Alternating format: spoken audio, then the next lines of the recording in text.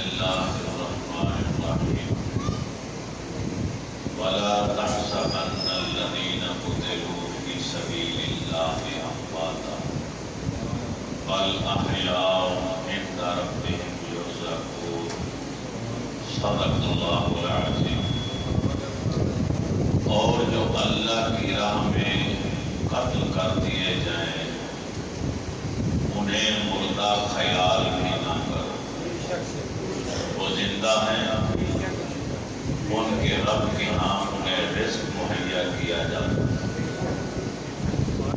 حاضرین محترم، گزشتہ جمعہ مبارک کو ہم نے غزوہ احد سے متعلق گفتگو کی تھی، آج بھی اسی سلسلہ کی کڑی ہے جو اسی ماہ شوال میں مدینہ طیبہ سے 2 میل کے فاصلے پر جبل احد کے دامن میں پیش ہے۔ شہادت اللہ کی راہ میں قربانی پیش کرنا یہ واحد شعبہ ہے کہ جہاں سوچنے پر بھی پکڑ ہے،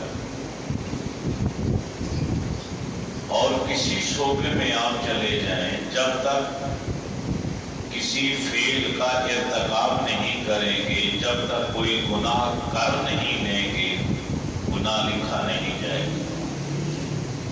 لیکن جو اللہ کی راہ میں مارے جائیں، شہید ہو جائیں، ان کے بارے میں سوچنا، خیال کرنا کہ وہ مر گئے ہیں، مردہ ہیں، اس سوچنے پر بھی پکڑ ہے، اس پر بھی گناہ لکھا جائے۔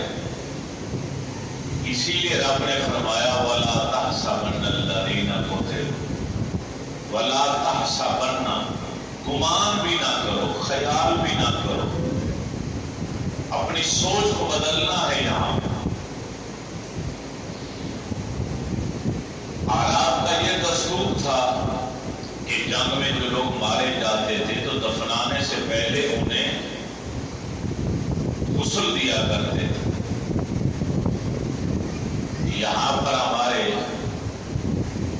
64 کے قریب انصار مدینہ شہید ہوئے اس غزوہ میں، اور 6 کے قریب مہاجرین شہید ہوئے جو مکہ سے مدینہ آئے تھے نبی علیہ السلام کے ساتھ ہجرت فرما کر۔ وہ 6 خوش نصیب تھے جنہوں نے جام شہادت نوش کی، اور 64 افراد اسی مدینہ طیبہ کے رہنے والے تھے جنہیں انصار مدینہ کہا جاتا۔ تو عرب کے دستور کے مطابق لوگوں نے سوچا کہ انہیں غسل دیا جائے، نہلایا جائے، پھر انہیں دفنایا جائے تاکہ یہ غسل دیں گے، پاک صاف ہو جائیں گے۔ تو نبی کریم علیہ الصلوۃ والتسلیم نے اس موقع پر ارشاد فرمایا انہیں غسل دینے کی ضرورت نہیں ہے، کیونکہ جو اللہ کی راہ میں اللہ کی خاطر مار دیا جاتا ہے وہ شہادت پاتے ہی اتنا پاک صاف ہو جاتا ہے کہ وہ ادھر اس کی روح نکلتی ہے، ادھر سیدھا وہ جنت میں چلا جاتا ہے۔ یہ میرے جتنے جان نثار شہید ہوئے ہیں، شہادت پاتے ہی اتنے پاک صاف ہو گئے تھے کہ یہ فوری طور پہ جنت میں پہنچ چکے ہیں، لہذا انہیں انہی کپڑوں کے ساتھ، خون آلود لباس کے ساتھ انہیں دفنایا جائے۔ تو شہادت جو ہے یہ واحد شعبہ ہے کہ جہاں اگر انسان کی فکر، انسان کی سوچ ذرا ادھر ادھر ہو جائے تو اس پر بھی گرفت ہوگی، اس کے اوپر بھی پکڑ ہوگی۔ حاضرین محترم، یہاں پر جب غزوہ احد کا ذکر آتا ہے تو وہاں پر خواتین کا ذکر بھی ضرور آئے گا جو سرداران قریش کی عورتیں تھیں، اور اس غزوہ میں اپنے مقتولین کا بدلہ لینے کے لیے، اپنے جوانوں کو ہمت دلانے کے لیے شریک ہوئی۔ ان میں ایک تو سلافہ نامی عورت تھی، جو بعد میں شہدائے احد کے اندر ایک لاش کو تلاش کرتی وہاں پہنچی تو اس کے جسم کے سارے اعضاء کاٹ کر لے گئی. اسی طرح امرہ بن علقمہ ایک خاتون تھی، لمبے چوڑے قد والی، بڑی بہادر. جب مشرکین ڈر کے مارے پیچھے بھاگ رہے تھے تو اس نے وہاں تقریر کی تھی میدان میں کھڑے ہو. اس نے کہا عورتیں ہی کافی ہیں لڑنے کے لیے، مسلمانوں کا مقابلہ کرنے کے لیے، تو ماں جاؤ جا کے مکہ واپس گھروں میں جا کے چوڑیاں پہن لو اور گھر میں بیٹھ جاؤ، ہم مقابلہ کریں. کافرہ ہو رہا ہے. وہ کافرہ کی بات جب ہو، کافروں کی باتیں ہوں تو پھر سبحان اللہ نہیں کہتے. یہ بھی دیکھنا چاہیے کہ جملہ کس کے لیے میں بول رہا ہوں، بات کس کی کر رہا ہوں. حضرت عمرو بن جموح کا ذکر میں نے پچھلے جمعے پتہ نہیں کیا تھا کہ نہیں کیا تھا کہ ان کے 4 بیٹے غزوہ بدر میں شریک ہوئے. آج یہ بھی شریک ہونا چاہتے تھے غزوہ احد میں، لیکن بچوں نے روکا. یہ نہیں روکے کیونکہ لگڑا کے چلتے تھے، یہ پاؤں سے معذور تھے. اب پاؤں سے معذور آدمی سے سیدھا چلا نہیں جاتا تھا، وہ دوڑے گا کہاں تو مقابلہ کیا کرے گا.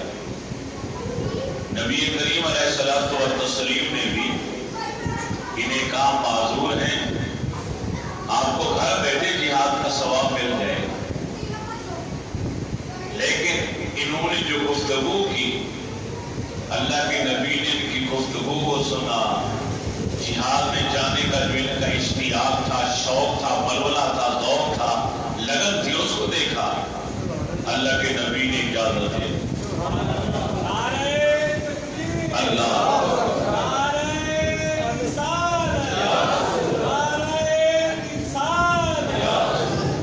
یہ غزوہ کے اندر لڑتے ہوئے شہید ہو گئے.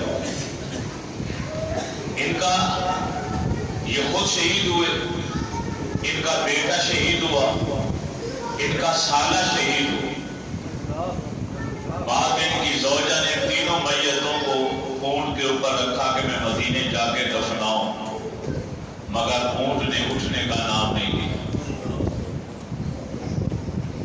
نبی علیہ السلام کو اطلاع دی گئی کہ یا رسول اللہ صلی اللہ علیہ وسلم، ہم ان اپنے پیاروں کو مدینے جنت البقیع میں دفنانے کا ارادہ رکھتے ہیں، لیکن سواری تو اٹھنے کا نام نہیں لے رہے. آپ نے فرمایا پہلے یہ بتاؤ کہ عمرو بن جموح نے جب جنگ کے لیے آ رہا تھا کیا کوئی دعا تو نہیں مانگی تھی؟ بیوی نے کہا یا رسول اللہ اس نے دعا مانگی تھی. فرمایا وہ کیا دعا تھی؟ آپ نے دعا یہ مانگی اللہم ارزقنی شہادہ ولا تردنی الی اہلی.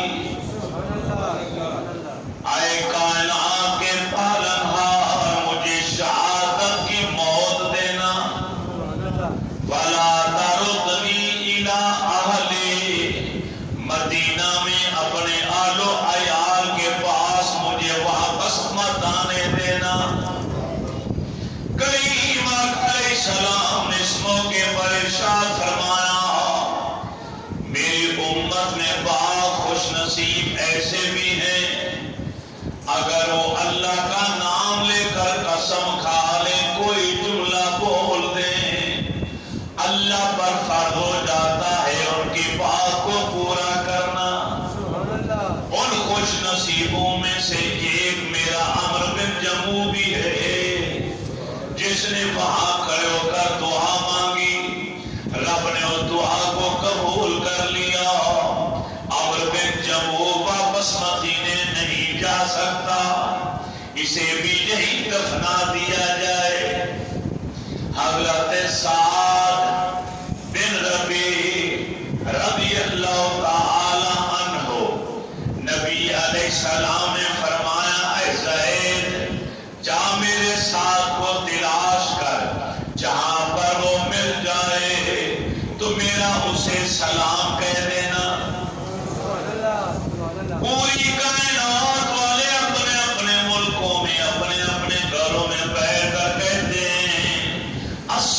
अस्सलातु वस्सलाम अलैका या रसूल अल्लाह व अला आलिका व अस्हाबिका या हबीब अल्लाह। ऐ अल्लाह के प्यारे रसूल, हमारा सलाम कबूल कीजिए। ये गुलाम कितना खुश नसीब है। कमली वाले फरमाते से जाके तलाश करो, जिस हाल में मिले मेरा नबियों के इमामों सरदार का इसे सलाम कहो, और इससे जाके पूछो कैफा ताजे दो का, इस वक्त तेरी हालत कैसी है, तेरी कैफियत कैसी है, अपने आप को कैसा गुमान करता है, अपने आप को किस हाल में पाता है। हज़रत ज़ैद बिन साबित का कहना, मैं तलाश करते करते साल के करीब पहुंचा। 80 से ज्यादा जख्म उनको तीरों और तलवारों के नेज़े और बिच्छों के जिस्मों पर थे। आखिरी सांसें बाकी थी। मुझे देखकर मुस्कुरा दिए कि अल्लाह के नबी का पैगाम लाया होगा, मेरे रसूल का तासीर आया है, मेरे महबूब ने भेजा है। हज़रत ज़ैद अर्ज़ करते मेरे यार, पहले तो अल्लाह के रसूल का सलाम कबूल कर। हज़रत साद बिन रबी रज़ियल्लाहु ताला अन्हु जो सारे मदीना के शोबे के सरदार माने जाते थे, अर्ज़ करते हैं अल्लाह के नबी पर सलाम हो। ऐ ज़ैद, तेरे ऊपर भी मेरा सलाम हो। बता अल्लाह के नबी ने क्या पैगाम दिया। अरे साद, अल्लाह के रसूल ने पूछा है, मेरे साथ से पूछो कैफा ताजे दो का, अपने आप को कैसा पाते हो। काला फरमाया इन्नी आजिदुली हल जन्ना। अरे मेरे भाई ज़ैद, मेरे रसूल को जाकर बता देना, मरने से पहले जन्नत को भी देख रहा हूं, जन्नत की खुशबू भी सूंघ रहा हूं। इन्नी आजिदुली हल जन्ना, जिनकी तरबियत परवरिश मेरे रसूल अपने नबूवत वाले हाथों से करें, जो मेरे रसूल की इत्तिबा के अंदर अपना तन मन धन कुर्बान कर दें, फिर उन्हें ये इज्जत नहीं मिलेगी तो किसको मिलेगी। रूह निकालने वाला फरिश्ता बाद में आएगा, जन्नत का मकाम पहले दिखा दिया जाएगा, जन्नत की खुशबू पहले सुंघा दी जाएगी। ऐ मेरे भाई ज़ैद, मेरे कबीले वालों से जाकर कह देना, अंसारे मदीना को कह देना कि जब तक एक अंसारी भी जिंदा है, मेरे रसूल को कोई तकलीफ ना होने देना। एक भी अंसारे मदीना का नौजवान जिंदा है तो उस वक्त तक मेरे नबी के तलवों में कांटा भी नहीं चुभना चाहिए। क्या पैगाम दिया हज़रत साद बिन रबी रज़ियल्लाहु ताला अन्हु। कबीला कट जाए, कौम कट जाए, खानदान कट जाए, सब अंसार सारे शहीद हो जाए, मुझे मंजूर है, मगर ये मंजूर नहीं कि मेरे रसूल को कांटा चुभे। अपना गम नहीं, कबीले का गम नहीं, कौम का गम नहीं, बीवी बच्चों का गम नहीं। मेरे नबी के सहाबा का घर बार था, मां भी थी, बाप भी था, बेटे भी थे, बेटियां भी थी, बीवी भी थी, कारोबार भी था, मकान भी था, जायदाद भी थी, सब कुछ था, मगर उनका नजरिया था कि ये सब कुछ रसूलुल्लाह के कदमों पर निसार है, इस्लाम के नाम पर कुर्बान है। इसी रसूल के खातिर तो मुहाजिरीन मक्का में सब कुछ छोड़कर मदीने आए। इसी से नुक्ता निकलता है कि सबसे पहले दीन है। ये किसी ने गलत नारा हमें दिया, सबसे पहले पाकिस्तान, अरे मुल्क पहले नहीं होता, सबसे पहले दीन होता। अगर सबसे पहले मुल्क हो तो रसूलुल्लाह और आपके सहाबा मक्का अपना आबाई वतन छोड़कर 400 मील दूर मदीना तैयबा ना जाना। अपना आबाई वतन दीन की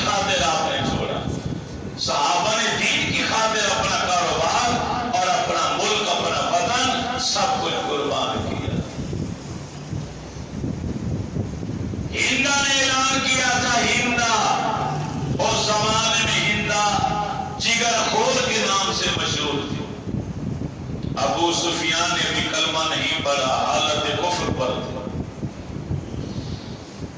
اس کی بیوی ہے ہندا، بعد میں دونوں کو اللہ نے اسلام میں داخل ہونے کی توفیق عطا۔ ہم یہ جو تذکرہ کر رہے ہیں یہ ان دنوں کی بات ہے کہ جب وہ دونوں میاں بیوی حالت کفر پر تھے۔ اب تو دونوں صحابی ہیں، حضرت ابو سفیان رضی اللہ تعالیٰ عنہ، حضرت ہندا رضی اللہ تعالیٰ عنہ۔ اب تو عزت نے، میرے رسول نے عزت دے دی، ان کے ایمان کو، کلمے کو قبول کر لیا، میں کون ہوں انکار کرنے والا؟ اس وقت حالت کفر پر اس نے اپنے باپ عتبہ کا بدلہ لینے کے لیے وحشی سے کہا کہ تم اگر آزادی چاہتے ہو تو رسول اللہ کے چچا حمزہ کو شہید کر ڈالنا، میں کھڑے کھڑے تمہیں آزاد بھی کروا دوں گی، اور جتنے زیورات میں ہر وقت پہن کے رکھتی ہوں سونے کے، یہ تحفے کے طور پر اتار کر تمہیں دے دوں۔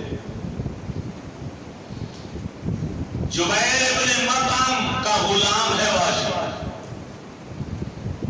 جبیر بھی کہنے لگا کہ میرے چچا طعیمہ بن عدی کو حمزہ نے شہید مارا تھا، واصل جہنم کیا تھا غزوہ بدر، میں نے بھی اپنے چچا کا بدلہ لینا، ہندا تجھے انعام و اکرام دے گی، میں تجھے آزاد کر دوں گا۔ اس دور میں غلامی کی زندگی انتہائی تکلیف دہ زندگی، غلامی سے بچنے کے لیے انسان کو سے کچھ بھی کر سکتا تھا۔ وحشی کہتا ہے میدان جنگ کے اندر میں ایک بڑے پتھر کے پیچھے چھپ کر بیٹھ گیا، سبا نامی ایک کافر آیا، اس نے میدان میں آ کے للکارا، حل میں مبارک ہے کوئی میرے مقابلے میں آنے والا؟ حضرت امیر حمزہ اور آگے فرمایا ہے عورتوں کے ختنہ کرنے والی ماں کے بیٹے تو مسلمانوں کو للکارتا ہے۔ آتے ہی بس دو تلواریں فضا میں لہرائی اور پلک جھپکتے ہی سبا کا سر تن سے جدا ہو گیا۔ حضرت امیر حمزہ مڑ کے واپس جانے لگے اور پتھر کے قریب سے گزرے جس کے پیچھے وحشی کہتا میں بیٹھا تھا، میں نے اپنا حربہ، اپنا خنجر زہر آلود نشانہ پکا تھا، میں نے ناؤ کے اوپر نشانہ بنا کے اس قدر زور سے میں نے مارا کہ وہ آر پار ہو گئے۔ بس اسی ایک حربے خنجر کے وار سے نبی علیہ السلام کے پیارے چچا شہید ہو۔ ہندا نے کہا تھا کہ ان کا کلیجہ نکال کے لا، میں نے آپ کا پیٹ چاک کیا، سینہ چاک کیا، آپ کے جگر کو نکالا، کلیجے کو نکالا اور ہندا کو جا کے پیش کیا۔ ہندا نے سارے زیورات اتارے اور میرے حوالے کر دیے، جبیر نے مجھے آزاد کر دیا، انعام و اکرام مجھے مل گئے۔ ہندا نے وہ کلیجہ چبایا، کھانے کی کوشش کی، جس کی وجہ سے ہندا جگر خور کے نام سے اس دور میں مشہور ہوئی۔ یہ وہ عورت ہے کہ جو زندہ انسانوں کے کلیجے نکال کے چبا کے کھا جاتی ہے۔ حضرت وحشی کہتے ہیں کہ وہ چبا رہی تھی لیکن میں دیکھ رہا تھا کہ اسے چبایا نہیں، کہ اس نے نکال کے پھینک دیا۔ ہندا خود آئی لاش کے اوپر اور پھر نبی علیہ السلام کے پیارے چچا کے آزاد کاٹے اور اس دھاگے کے اندر پرو کر گلے کا ہار بنا کے گلے کے اندر ڈالا۔ میرا عشق اور میرا وجدان یہاں پہ پکار کر کہتا، اے ہندا یہ نبی کے پیارے چچا کے جسم کے پاک اعضا ہے، ان کا ہار بنا کر گلے میں مت ڈال، یہ سونے چاندی کا ہار نہیں، یہ حضرت حمزہ رضی اللہ تعالی عنہ کی شہید ہو جانے کے بعد جسم کے ایک ایک عضو نے الگ الگ شہادت کا مزہ لیا تھا، جو اس شہید اعظم کے جسم کے اعضاء ہیں جن کو سید الشہداء کا سرکاری اعزاز میرے رسول نے عطا فرمایا۔ مستدرک الحاکم کے اندر یہ روایت موجود ہے، نبی علیہ السلام نے فرمایا سید الشہداء عند اللہ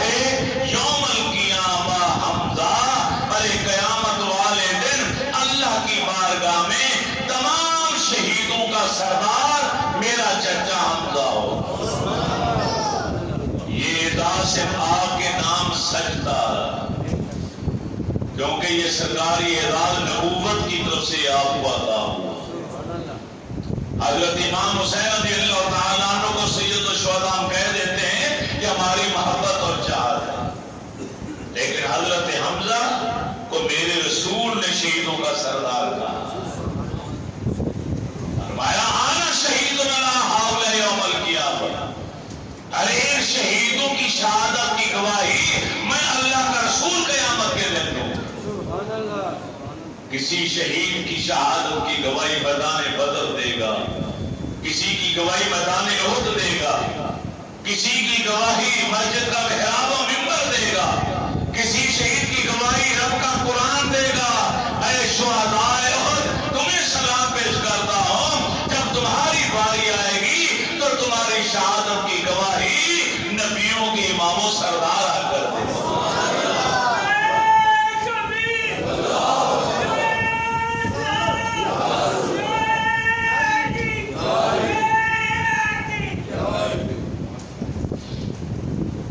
نبی علیہ السلام کو اطلاع دی گئی، آپ نے علی المرتضیٰ سے فرمایا جاؤ میرے چچا کی خبر لے کر. حضرت علی المرتضیٰ جب نبی کے چچا کی لاش پر آئے تو چیخ نکلی، مولا علی ہے شیر خدا، اتنا بڑا جگر اور دل ہے، بہت بڑا چٹان کی طرح مضبوط، مگر ضبط کے سارے بندھن ٹوٹ گئے. حالت یہ ایسی تھی، پیٹ چاک تھا، سینہ کھلا ہوا تھا، دانت توڑ دیے گئے تھے، آنکھیں نکال لی گئی تھی، کان ناک کاٹ لیے گئے، انگلیاں کاٹ لی گئی، جسم کے اعضاء کاٹ لیے گئے تھے، آنکھوں کے اندر نیلے مارے گئے تھے. اس حال میں نبی کے پیارے چچا کو دیکھا، اس پیارے چچا کو کہ جب تک وہ زندہ حیات رہے اپنے بھتیجے کو کے پاس اتنی تکلیف بھی نہیں آنے. آپ کو یاد ہوگا، میں آپ کو تھوڑا سا پیچھے لے جانا چاہتا ہوں تاریخ صفحات کے اندر. جب حضرت امیر حمزہ رضی اللہ تعالیٰ عنہ نے ابھی کلمہ نہیں پڑھا تھا، حالت کفر پر تھے، پھر بھی اپنے بھتیجے سے بے پناہ محبت کرتے تھے. کسی کو اجازت نہیں دیتے تھے کہ میرے بھتیجے کو تھوڑی سی تکلیف پہنچا. شکار کے لیے گئے ہوئے تھے، واپس آئے، راستے میں کسی نے بتا دیا کہ آج ابو جہل اور اس کے ساتھیوں نے تیرے بھتیجے پر حملہ کیا اور انہیں تکلیف پہنچا. حضرت حمزہ گھر نہیں گئے، وہی شکار والا تیر کمان ہاتھ میں تھی، مضبوط کمان رکھتے تھے اپنے پر، سیدھے حرم میں آئے جہاں ابو جہل بیٹھا ہوا، کوئی گفتگو نہیں، سیدھی کمان آ کے، عرب کا سردار ہے ابو جہل، بادشاہ کا، اس کے ماتھے کے اوپر، سر کے اوپر زور سے نبی کے چچا نے آ کے کمان ماری، اس کا سر پھٹ گیا اور خون بہنا شروع ہو گیا. لوگ اٹھے حملہ کرنے کے لیے، ابو جہل نے روک دی. یہ حق پر ہے، میں نے ان کے بھتیجوں کو تکلیفات کی، دکھی اتنا زیادہ کہ ان کا حق بنتا تھا انہیں کچھ نہ. سر پھاڑ کر اپنے جگری یار لنگوٹ کیا یار ابو جہل، اکٹھے کھاتے تھے پیتے تھے، حالت کفر بھتیجے کی کھاتے، ابھی کلمہ بھی نہیں پڑھا تو اتنی محبت، جگری یار کا سر پھاڑ کے رکھ دیا. اسی حال میں واپس نبی علیہ السلام کے پاس آئے اور آتے ہی کہا اے بھتیجے مبارک ہو، میں نے ابو جہل کا سر پھاڑ دیا ہے، اسے لہولہان کر دیا. آپ نے فرمایا چچا یہاں. چچا مجھے اس بات سے خوشی نہیں، اس سے کہیں زیادہ اگر مجھے خوشی کرنا تھا اس کا سر پھاڑنے کی بجائے تو میرا کلمہ پڑھ لے. اور اتنا پیارا سا ہلکا سا جملہ نرمی کے ساتھ میرے نبی نے بولا تو چچا فوراً بول پڑے، بھتیجے اگر میرے کلمہ پڑھنے سے تجھے خوشی ہوتی ہے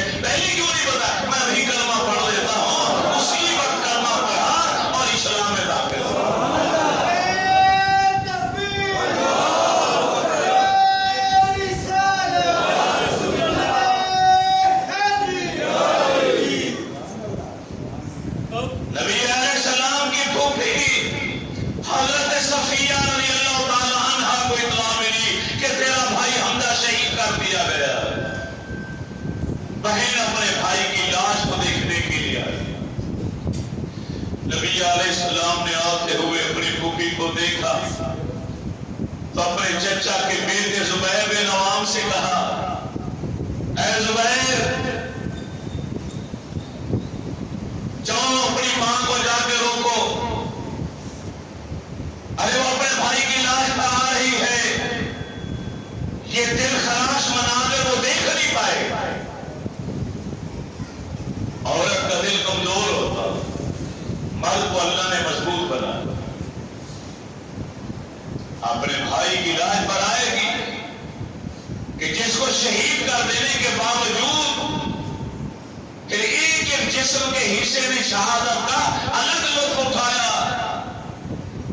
سینہ کھلا ہوا ہے، پیٹ چاک ہے، آنکھیں پھوڑ دی گئی، دانت توڑ دیے گئے، ناک کان کا انگلیاں کاٹ دی گئی. یہ سارا دیکھے گی کیا بنے گا اس کا؟ حضرت زبیر بن عوام دوڑ کر گئے جا کے ماں کا راستہ روک لیا. اما اپنی آگے جا سکا. قیامت تک آنے والی تمام مسلمان عورتیں اس ماں کو سلام پیش کرتی. حضرت صفیہ میرے رسول کی پھوپھی جان بولی، ارے بیٹا زبیر، تم سمجھتے ہو میں رونے کے لیے آئی ہوں؟ میں رونے کے لیے نہیں آئی، اپنے میر کو دے کر صرف مبارکباد دینے آئی ہوں. اے میرے بھائی، تجھے مبارک ہو کہ تو نے نبی کے سامنے سیدھا جنت کا راستہ لے لیا.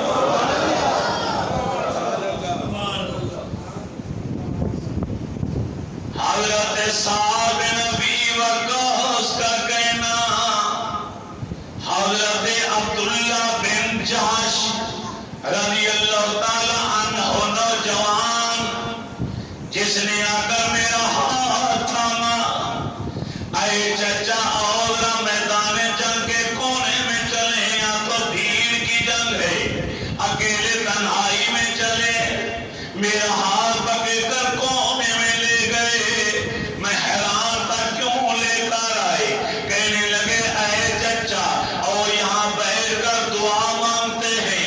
میں دعا مانگوں، آپ آمین کہہ دیں. آپ دعا مانگیں، میں آمین کہہ دوں. حضرت سعد بن ابی وقاص رضی اللہ تعالی عنہ، جن کے بارے میں میرے نبی نے اسی غزوہ کے اندر ایک بار نہیں 13 مرتبہ ایک ہی جملہ ارشاد فرمایا تھا، ارمی یا سعد فداک امی و ابی.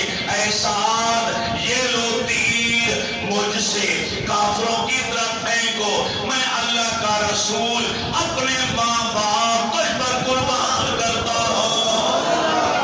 ایک بار نہیں، ارے 13 مرتبہ میرے نبی نے اپنے والدین کریمین کو اس غلام پر قربان کیا تھا. حضرت سعد بولے، بڑی عمر والے ہیں، عبداللہ چھوٹی عمر والا ہے، جاش کا بیٹا. فرمانے لگے، اے بھتیجے، پہلے دعا میں مانگوں گا کیونکہ میں بڑا ہوں، تم چھوٹے ہو، تم آمین کہہ دو. بعد میں تم دعا مانگنا، میں آمین کہہ دوں گا. حضرت سعد نے دعا مانگی، دونوں ہاتھ دعا کے لیے اٹھائے. یا رب العالمین، میں میدان جنگ میں جا رہا ہوں، خالصتا میرا ارادہ، میری نیت تیرے کلمے کی سربلندی کے لیے ہے، تیرے دین کی حفاظت کے لیے ہے، ناموس اسلام کی خاطر، ناموس رسالت کی خاطر. یہ ایک ارادہ پاک لے کر میں میدان میں اترنے لگا ہوں. میرا مقابلہ کسی بوڑھے سے نہ کرانا، کسی معذور سے نہ کرانا.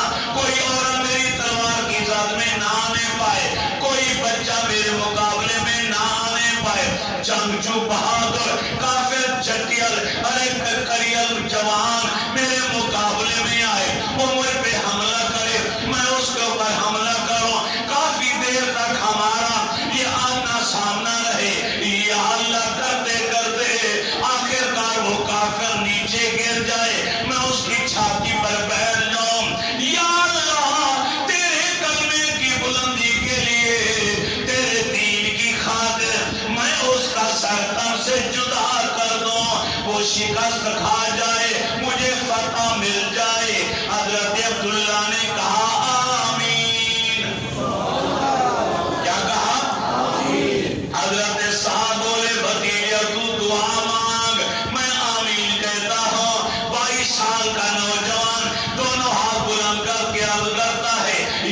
اللہ ساری دعائیں وہی ہیں جو میرے چچا سعد نے مانگی ہیں. میرا مقابلہ بھی کسی عورت کے ساتھ نہ ہونے پائے, کوئی معذور میری تلوار کی ساتھ میں نہ آئے, کوئی بچہ میرے مقابلے میں نہ آئے, کوئی بوڑھا میرے مقابلے میں نہ آئے. ارے اسلام کا پکا سچا دشمن, جنگجو لڑاکا بہادر, جو جنگ کی ترکیبیں خوب جانتا ہو, وہ میرے مقابلے میں آئے. کافی دیر تک بڑی جوان مردی دلیری کے ساتھ میں اس کے حملے کو روکتا رہا.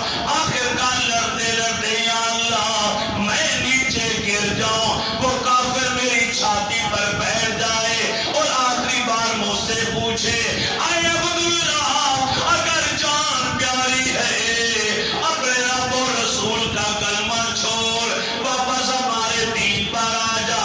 یا اللہ اس وقت تو مجھے دین پر استقامت عطا کرے, ایمان کی سلامتی عطا کرے.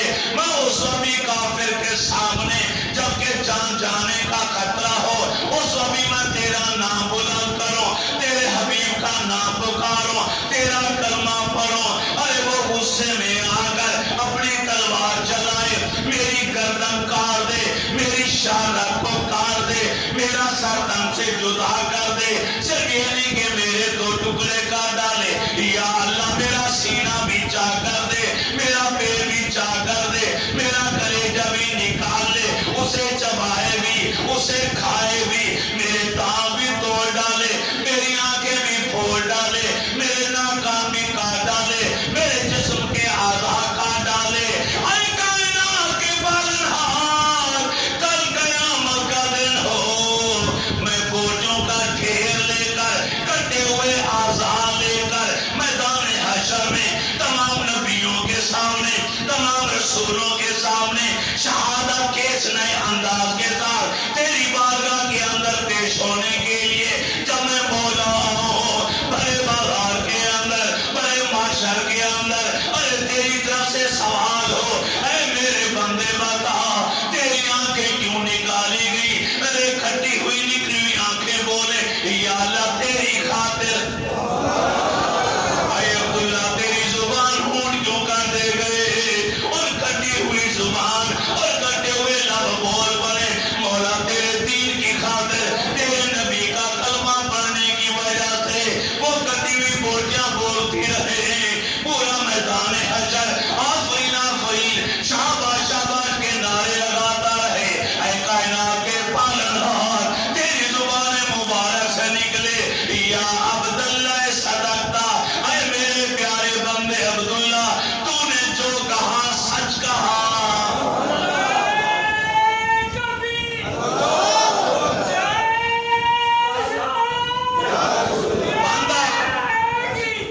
بندہ خوشی سے پھولا نہیں سمائے گا, اس سے بڑھ کر اس کی معراج کیا ہو سکتی ہے. 1,24,000 نبیوں کے سامنے رب کہے بندے کو کہ میں رب ہو کر تصدیق کرتا ہوں کہ میرا بندہ جو کہہ رہا ہے سچ ہے. حضرت سعد بن ابی وقاص رضی اللہ تعالیٰ زاروں کا رو بھی رہے تھے, آمین بھی کہہ رہے تھے, اور عبداللہ کو گلے لگا کے اس کے ماتھے کو چوم بھی رہے تھے, اور فرما رہے تھے عبداللہ کاش میرے ذہن میں بھی اللہ یہی دعا ڈال دیتا جو دعا تو نے مانگی ہے. ارے تو عمر میں چھوٹا ہے مگر دعا مانگنے میں نمبر پہلا لے گیا. نبی علیہ السلام نے چند صحابہ کی اینی نامی ٹیلے کے اوپر ڈیوٹی لگائی, اسے کسی حال میں نہیں چھوڑ. حضرت خالد بن ولید جنہیں سیف اللہ کے لقب سے منتخب کیا گیا, اس غزوہ میں وہ کافروں کی طرف سے حالت کفر پاتے بعد میں اسلام قبول, 200 کے قریب گھوڑ سوار لے کر پیچھے چھپ کر کھڑے. جب کافروں نے بھاگنا شروع کر دیا, مسلمانوں نے اجتہادی غلطی کی. وہ یہ سمجھے کہ شاید ہمیں فتح ہو گئی, کافروں کو شکست ہو گئی, وہ جانیں بچا کر بھاگ رہے ہیں, اب لڑائی کا فائدہ کوئی نہیں, اب ان کا پیچھا کیا جائے, ان کے اسلحے پر کو جمع کیا گیا اس سینی نامی ٹیلے کے اوپر جو آج بھی وہاں موجود ہے. حکم نہیں ہے وہاں پہ اوپر جانے کا وہاں پہ، لیکن لوگ چڑھ جاتے ہیں ٹیلے کے اوپر. جو صحابہ کی ڈیوٹی تھی وہ نیچے اتری. امیر نے روکا نہ روکے، وہ نیچے آ گئے. جنگ ختم ہو گئی. اسے اجتہاد خطائے اجتہادی کہا جاتا. خالد بن ولید نے موقع جانا، پیچھے سے حملہ کیا. جتنے لوگ باقی تھے نیلے کے اوپر سارے شہید ہو گئے اور پیچھے سے حملہ کیا. درمیان میں مسلمان آ گئے، پیچھے سے کافر، اور آگے سے کافروں نے دیکھا کہ خالد بن ولید 200 گھوڑ سواروں کو لے کے ہماری مدد کے لیے آ گیا. وہ بھی روک گئے. اب ادھر سے کافروں نے حملہ کیا، ادھر سے پھر کافر نے خالد بن ولید کی قیادت میں مسلمان درمیان میں آ. نبی علیہ السلام کے حکم پر اجتہادی خطا کی وجہ سے، عمل پیرا نہ ہونے کی وجہ سے انہیں ناگوار اور کچھ تکلیف دہ حالات سے گزرنا. نبی علیہ السلام خود زخمی ہو گئے. آپ کے دندان مبارک شہید ہو. لوہے کی کھود تھی اس کے گلے، آپ کے چہرے نبوت کے اندر چلے. ایک صحابی نے اپنے دانتوں سے نکالی، جو خون نکلا اس کو اس نے پی لیا، زمین پر نہیں ڈالا. جانتے تھے کہ جس کے جسم کے اندر نبی کے لہو کا ایک قطرہ چلا جائے اس پر جہنم کی آگ حرام ہے. نبی کریم علیہ الصلوۃ والتسلیم وہ اس قدر بھیڑ کی لڑائی تھی کہ صحابہ کو کچھ پتہ نہ چلا کیا کرنے کیا نہیں کرنا. انفرادی طور پہ لڑتے لڑتے الگ ہو گئے، بکھر گئے سارے کے سارے. تاریخ اٹھا کر دے صرف اس موقع پر 12 افراد تھے، کیونکہ ٹوٹل 14 تھے. حضرت ابو دجانہ شہید ہو گئے، حضرت انس شہید ہو گئے، باقی 12 تھے. 2 نبی علیہ السلام کے پاس کھڑے ہو گئے. صرف 10 صحابہ تھے جنہوں نے حلقہ بنایا اور 200 گھوڑ سواروں کا مقابلہ کیا. ابو سفیان اس میدان جنگ کو چھوڑ کر جب جا رہا تھا، بلند آواز سے کہہ رہا تھا، ارے میں ساری زندگی اسی حیرت میں رہوں گا، یہ کیسے لوگ ہیں، ان کا نظریہ کیا ہے. 10 افراد نے پورے نقشے جنگ کو بدل کے رکھ دیا. ایک مسلمان 10 کافروں پر بھاری، یہاں 20 کافروں پر ایک مسلمان بھاری. مولا علی المرتضی شیر خدا رضی اللہ تعالیٰ عنہ سر سے لے کر پاؤں تک لہو لہو دکھائی دیتے. 70 کے قریب کاری زخم تھے، گہرے زخم. حضرت عمر کو 21 زخم تھے اور وہ بھی گہرے تھے، خون ہی خون بہ رہا ہے. ابو سفیان نے بان لگائی، یا عبداللہ کا بیٹا ارے جنگ میں شہید ہو گیا ہے. اللہ کے نبی کے بارے میں کہا. اللہ کے نبی نے جب 7 سے صحابہ 8-10 بار ہونے کا خاموش و جواب نہ، اسے خوش ہو گئے. حضرت عمر جلال میں آگا آج مجھے نہیں روکے، میں دشمن کو خوش نہیں ہونے دوں گا، یہ میری غیرت ایمانی کا تقاضا ہے. حضرت عمر کے شوق اور محبت کو دیکھا، میرے نبی نے اشارے سے جواب دیا، ٹھیک ہے جو کہنا چاہتے کہو. حضرت عمر کیونکہ بلند قامت تھے، سینہ چوڑا تھا، لمبا قد تھا، آواز بلند تھی، پورے جنگ کے اندر اب نعرے لگاتے رہتے تھے، شعر و اشعار پڑھتے رہتے تھے، سبھی تک آواز جاتی تھی. اور کھڑے ہو کر آواز لگائی، اے ابو سفیان الحمدللہ ہمارے رسول زندہ اور حیات ہیں اور خیریت کے ساتھ.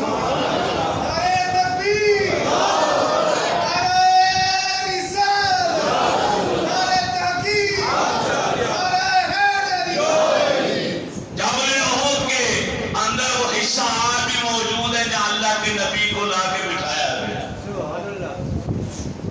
وہ چھوٹی سی جگہ ہے جہاں انسان بڑی مشکل سے بیٹھتا ہے. اللہ کے نبی آ کر بیٹھے تو وہ پہاڑ جو تھا وہ نیچے تھا، تو تو سر اوپر نہیں اٹھایا جاتا، لیکن آپ نے سر اٹھایا، اللہ نے پہاڑ کے اس حصے کو موم کی طرح نرم کر۔ یہ معجزہ رسول آج بھی وہاں جائیں جبل احد کے اندر وہ جگہ دیکھیں اور وہاں بیٹھ کر دیکھیں کہ اوپر جہاں میرے نبی کا سر نبوت لگا وہ جگہ پیالے کی طرح بنی ہوئی ہے اور آپ کے منہ مبارک کے نشانات آج بھی موجود۔ پھر یہاں سے آپ کو تھوڑا سا لے جا کے فوراً ایک صحابی پانی لے کر آیا، آپ نے وہاں پانی نوش فرمایا، وہاں پہ مسجد کا نشان بنا دیا گیا یادگاری کے طور پر۔ یہ سب مقامات میں نے کئی بار دیکھے، ان کی اجازت۔ سامنے وہ پہاڑ کی طرف لے جایا گیا، اللہ نے پہاڑ کو حکم دیا، پہاڑ دو ٹکڑے ہو گیا، پہاڑ پھٹ گیا، راستہ دے دیا اس نے نبی علیہ السلام کی۔ صحابہ مسلمان نبی علیہ السلام کو لے کے اس کے اندر چلے، وہ آج بھی اسی طرح کھڑا۔ سعودی حکومت نے نیچے سے بجری وغیرہ سیمنٹ بھر کے اس کو بند کر دیا تاکہ لوگ اس کی زیارت کے لیے اوپر نہ جائیں، لیکن وہ پورا پہاڑ پھٹا ہوا چیرا ہوا کہ جیسے کسی نے آڑا رکھ کے چیر کے اس کو دو ٹکڑے کر دیا ہو، سیدھا چیرا ہوا دکھائی دیتا۔ نبی علیہ السلام نے فرمایا تھا ہاں جبل یحبنا ونحبہ، یہ وہ پہاڑ ہے جو مجھ سے محبت کرتا ہے اور میں اللہ کا رسول اس پہاڑ سے محبت کرتا ہوں۔ پتہ چلا ہمارے نبی سے بھی انسانوں کے نبی نہیں، جنات کے بھی نبی ہیں، ملائکہ کے بھی نبی ہیں، جمادات کے بھی نبی ہیں، نباتات کے بھی نبی ہیں، جبل و شجر کے بھی نبی ہیں۔ مولا علی المرضی سے پوچھو، وہ کہتے کہ میں اللہ کے نبی کے ساتھ سیر کرنے کے لیے شہر سے باہر نکلا، مکہ مکرمہ کیا، اعلان نبوت سے بھی پہلے کی بات، ابھی آپ نے اپنے نبوت کو شو نہیں کیا تھا، مکہ والوں کے سامنے نبوت کو ظاہر نہیں کیا تھا، بے شک کہتے ہیں اعلان نبوت کو۔ یہ سنیو، یہ نقطہ ذہن میں رہنا چاہیے۔ بعض لوگ گمراہ کرتے ہیں کہ 40 سال کے بعد اللہ کے نبی کو نبوت ملی، اس کا نام بیسٹ ہے، یہ وہ کہتے ہیں۔ ہم سنیوں کا عقیدہ، ہر نبی پیدا ہوتے ہوئے اللہ کا نبی ہوتا ہے۔ ہمارے پاس کئی دلیلیں ہیں، سب سے بڑا ثبوت قرآن پاک کا، قرآن سے بڑھ کر دلیل کوئی کہ جب سیدہ مریم کے اوپر اعتراض لگا، اے مریم تیرا خاندان پاک، تیرے ماں باپ پاک تھے، تیرے گھر والے پاکیزہ تھے، تیری شادی تک نہیں ہوئی، نکاح تک نہیں ہوا، کسی مرد نے چھوا تک نہیں، پھر یہ بیٹا کہاں سے لے کر آئی ہو؟ یہ سارے اعتراضات جو لوگوں نے کیے، یہ سارے اعتراضات قرآن میں موجود ہیں۔ اللہ نے الہام کیا، ان کے دل میں بات ڈالی، مریم تو نے گفتگو نہیں کر، اپنی پاک دامنی کی گواہی تم نے نہیں دینی، یا اللہ پھر کیسے پتا چلے گا کہ میں پاک ہوں، میں نے کوئی جرم نہیں کیا؟ رب نے فرمایا ہے مریم تو نے اپنے بیٹے کی طرف اشارہ کرنا، لوگوں سے کہنا یہ مجھ سے مت پوچھو بیٹا کہاں سے آیا، آنے والے سے پوچھو ارے تو کون ہے، کہاں سے آیا ہے؟ تو قرآن پکار اٹھتا ہے، لوگوں نے کہا کیفا نکلم من کان فی المہد صبیا، جو بچہ کنگورے میں لیٹا ہوا ہے، ابھی 3 دن نہیں ہوئے پورے کہ دنیا میں آئے ہوئے، ہم اس سے کلام کیسے کریں، گفتگو کیسے کریں، یہ ہمارے سوالوں کا جواب کیسے دے گا؟ سیدہ مریم نے مسکرا کے کہا کہ اس عمر کے بچے کبھی بولتے نہیں، لیکن جب رب بلوانے والا آ جائے تو رکتے بھی کبھی نہیں، پوچھو سوال کرو۔ جب لوگوں نے پوچھا تو جھولے میں لیتے ہوئے 3 دن کے بچے نے پوری تقریر کر ڈالی، اور پوری تقریر قرآن میں آج بھی موجود ہے، ریکارڈ ہے قرآن کے سوال کے اوپر۔ قال انی عبداللہ، سنو میں کون ہوں؟ میں اللہ کا بندہ ہوں۔ اور دوسرا جملہ کیا تھا؟ یہ سنیوں کے کلیجے میں ٹھنڈ ڈالے گا، تمہارے عقیدے کو مضبوط کرے گا۔ قرآن کی دلیل عیسیٰ ابن مریم چھولے میں لیتے ہوئے کہتے ہیں، 3 دن کا بچہ کہہ رہا ہے آتانی الکتاب وجعلنی نبیا، مجھے اللہ نے کتاب بھی عطا فرما دی اور مجھے نبی بھی بنا کر بھیجا ہے۔ میں صاحب کتاب پیغمبر بن کر آیا ہوں۔ یہ کون کہہ رہا ہے؟ 3 دن کا بچہ، 3 دن بھی مکمل نہیں ہوئے۔ عیسیٰ علیہ السلام کی یہ گواہی بطور دلیل میں پیش کر رہا ہوں کہ ہمارا عقیدہ الحمدللہ صحیح ترین عقیدہ ہے کہ نبوت کسبی چیز نہیں ہے بلکہ وحدی چیز ہے۔ عالم غیب، عالم ارواح میں جس کو نبی بنانا تھا رب نے بنا دیا، نبوت کے ٹکٹ بانٹ دیے۔ عیسیٰ علیہ السلام دنیا میں آئے اور کہا میں اللہ کا نبی ہوں، مجھے کتاب بھی مل چکی ہے، جبکہ 30 سال کے بعد آپ پر انجیل نازل ہوئی۔ آپ کو کتاب 30 سال کے بعد ملی، آپ نے فعل ماضی کا صیغہ استعمال کیا، آتانی الکتاب، اللہ نے مجھے کتاب دے دی ہے، مجھے نبی بنا دیا ہے، فعل ماضی کا پاسٹ کا صیغہ استعمال کیا آپ نے۔ نبی علیہ السلام کے زمانے میں آخری جملہ بول دیتا ہوں، یہی باشی جس نے نبی علیہ السلام کے عظیم چچا کو شہید کیا تھا،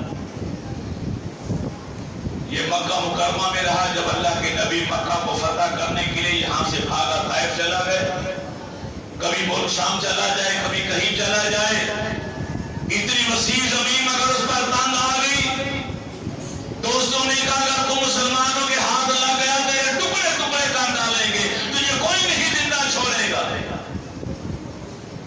قریبی رشتہ داروں دوستوں سے مشورہ کیا، کیا کیا تو ایک نقطے پر سب کا اتفاق ہوا، سیدھا مدینے چلا جائے، اللہ کی نبی کی بارگاہ میں جا کے سچ سچ بول دے، وہ تو رحمت للعالمین ہے، معافی وہی اسی طرح سے مل سکتی ہے، کسی اور چوکھٹ سے تجھے معافی نہیں مل سکتی۔ حضرت باشی کہتے میں نے چادر اوڑی اپنے منہ کو چھپایا اور چھپتا چھپاتا میں مدینہ طیبہ پہنچ گیا۔ چند لوگ اللہ کے نبی کے آگے بیٹھے تھے، چادر نبوت پھیلی ہوئی تھی، سب پکڑ کر بیٹھے تھے، بیعت ہونے لگی تھی، وہ کلمہ پڑھنے لگے تھے، میں منہ چھپا کے آگے بیٹھ گیا اور میں نے چادر کالی کملی کا پلہ پکڑ لیا، اور جب پلو پکڑ لیا اللہ کے نبی نے میری طرف دیکھا، کلمہ پڑھا کے سب کو مسلمان کیا، میں نے بھی کلمہ پڑھ لیا اور اسلام کے اندر داخل ہو گیا۔ تو اللہ کے نبی نے فرمایا ارے تو واشی ہے، سب لوگوں کے درمیان سے گزر کر آیا، پوری مسجد نبی بھری ہوئی ہے، سب کے سامنے آیا، کوئی مجھے پہچان نہیں پایا، مگر اللہ کے نبی نے، یہ علم نبوت ہے میرے، جب حضرت حنظلہ شہید ہوئے اسی غزوہ میں، صحابہ کے سامنے گرے اور غائب ہو گئے، اور عرض کیا آقا حنظلہ ہمارے سامنے گرے اور غائب ہو گئے، آپ نے اسی مدینہ طیبہ کی سرزمین پر جب لوگ کے دامن میں زمین پر کھڑے ہوئے ایسے دیکھے، مسکرائے، میں پریشان مت ہوں، حنظلہ بھی تھوڑی دیر میں آ جائے گا۔ حنظلہ نے غسل نہیں کیا تھا، غسل اس کے اوپر فرض ہو چکا تھا، ارے رات اس کی شادی ہوئی، ارے سہاگ رات تھی اس کی، دلہن کو وہی چھوڑا اور سوچنے پہ مجبور ہوا اگر غسل کرنے میں لگ گیا تو جہاد میں جانے میں کہیں دیر نہ ہو جائے، نبی کے حکم پر عمل کرنے میں کہیں تاخیر نہ ہو جائے، اسی حال میں چلا آیا اور پہلے ہی دن آگے شہید بھی ہو گیا۔ رب نے ملائکہ کی ڈیوٹی لگائی کہ اس کے پاس رجوع یہ شہادت کا مرتبہ پائے، اس کو اٹھا کر اوپر لے آؤ، اور میں نے دیکھا کہ فرشتے ملائکہ ارے جنت کا پانی اور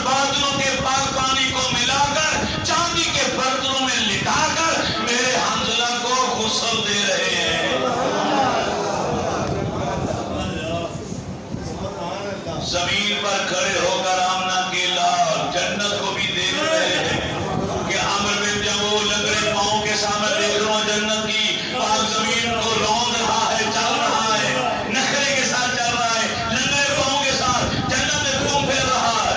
جنت ہے کہاں؟ سدرۃ المنتہا سے بھی زمین سے لے کر آسمان تک کا فاصلہ 500 سال کی مسافت کا۔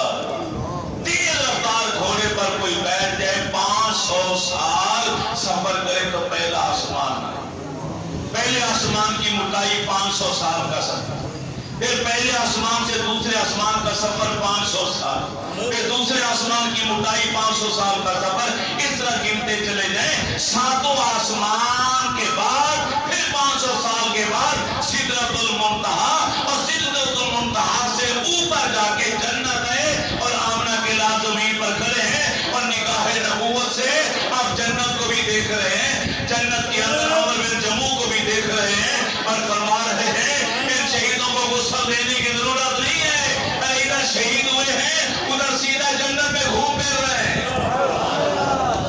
میں انہیں جنت میں دیکھ رہا ہوں، کروڑ میلوں کا فاصلہ، سالوں کا فاصلہ، جو رسول اس زمین پر کھڑے ہو کر 7 آسمانوں سے اوپر غلاموں کو دیکھ سکتے ہیں۔ ہمارا ایمان ہے وہ رسول سبز گنبد کے سائے میں بیٹھ کر بھی لاہور والے عاشقوں کو، اس مسجد کے نمازیوں کی عشق کو دیکھ رہے ہیں۔ ہمارا گیدر ہمارا تو نبوت کسبی شے نہیں کہ کوئی یہاں نمازیں 4 پڑھ لے، تہجد پڑھ لے، ذکر کار کر لے، اللہ خوش ہو کے اسے نبی بنا دے، نہیں۔ نبوت وہ بھی چیز ہے اللہ نے جس کو عطا کرنی تھی کر دی، مگر میرے نبی کی حیاتی میں مسلمہ کذاب نے نبوت کا جھوٹا دعویٰ کیا۔ اللہ کے نبی نے خود حکم دیا، ارے ہے کوئی میرا غلام جو ایک جھوٹے مدعی نبوت کا سر اڑا دے؟ اللہ کے رسول صلی اللہ علیہ وسلم نے یہ فرما دیا۔ آج وحشی یہاں بیٹھا، میرے نبی نے فرمایا وحشی ذرا وہ تفصیل کے ساتھ پورا واقعہ سنا کہ تو نے میرے پیارے چچا کو شہید کیسے؟ حکم نبوت تھا۔ فرماتے میں نے پورا واقعہ سنایا، صحابہ رو رہے تھے، پوری مسجد میں کوہرام ہے، اللہ کے نبی کی آنکھوں سے آنسو دامن تر ہوگا، اور پھر فرمایا خیب عنی فلا ارینہ کا رحم، اے وحشی افسوس ہے تیرے اوپر، تیرا کلمہ میں نے قبول کر لیا، تجھے ایمان میں داخل کر لیا، تجھے صحابی بنا دیا، لیکن جب تجھے دیکھوں گا مجھے چچا یاد آئے گا، اور وہ دل خراش بنا کر یاد آئیں گے، میرا کلیجہ زخمی ہوگا۔ خیب عنی، ارے دور ہو جا مجھ سے، فلا ارینہ کا، اور جب تک میں دنیا میں ذہنی حیات میں ہوں میرے سامنے مت آنا۔ وحشی کہتے کہ نبی علیہ السلام کی پوری حیات طیبہ وصال فرمانے تک میں پیچھے کھڑا ہوتا تھا، کبھی نبی کے سامنے آ کے کھڑا نہیں ہوتا تھا کہ کہیں میری وجہ سے میرے نبی کے دل کو تکلیف نہ ہو۔ لیکن تقدیر لکھنے والے کا عجب فیصلہ ہے، اس نے فیصلہ عجیب کیا۔ جس مسلمہ کذاب نے جھوٹے مدعی نبوت ہونے کا دعویٰ کیا تھا اور اللہ کے نبی نے اس کو مارنے کا حکم دیا تھا، صدیق اکبر رضی اللہ تعالیٰ عنہ کے دور خلافت میں جب جنگ ہوئی تو یہی وحشی تھا، اور وہی خنجر تھا جس خنجر سے حربہ سے اللہ کے نبی کے چچا کو شہید کیا تھا، اسی خنجر کے ساتھ اس نے جھوٹے مدعی نبوت مسلمہ کذاب کو جا کے مارا، اور جس دن مسلمہ کذاب کو مارا اس دن اس نے اپنی چادر اتار کے پھینک دی، کہتے آج کے بعد مجھے اپنا منہ چھپانے کی ضرورت نہیں، میں نے جھوٹے نبی کے نبوت کے دعوے دار